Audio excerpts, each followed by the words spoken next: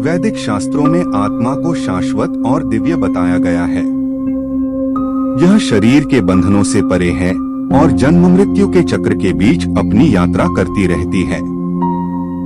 जब कोई व्यक्ति जन्म लेता है तो यह केवल उसके शरीर का प्राकट्य होता है, आत्मा तो पहले से ही अस्तित्व में होती है। जन्म से पहले आत्मा कहाँ रहती है, यह प्रश्न हर किसी के मन को छूता है। शास्त्रों के अनुसार आत्मा जन्म से पहले परलोक या पितृलोक में निवास करती है। यह एक सूक्ष्म लोक है जहां आत्मा अपने कर्मों के आधार पर विश्राम करती है। यह स्थिति कर्मों के न्यायालय जैसी होती है, जहां आत्मा अपने भूतकालीन कर्मों का मूल्यांकन करती है। यही वह समय है जब आत्मा अगले जन्म की परिस्थितियों और मार्ग का निर्धारण करती है।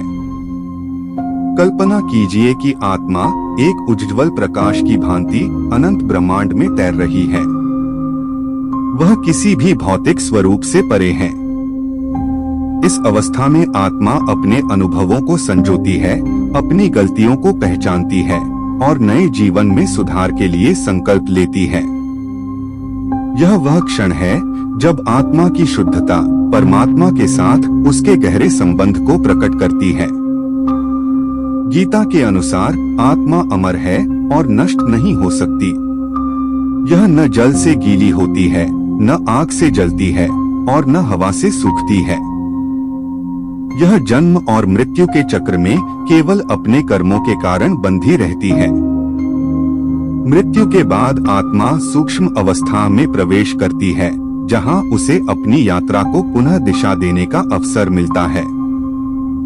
शुभ कर्मों वाली आत्मा स्वर्ग जैसे सुखद लोकों में जाती है, जबकि अशुभ कर्मों का परिणाम कठिन अनुभव होता है।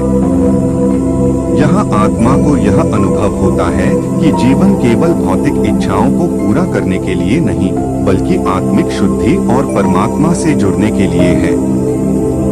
इस अवस्था में आत्मा अपने अगले जन्म के लिए एक नई दिशा तय करती है।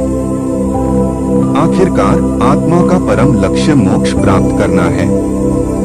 यह वह स्थिति है जब आत्मा जन्म और मृत्यु के बंधन से मुक्त होकर परमात्मा में विलीन हो जाती है।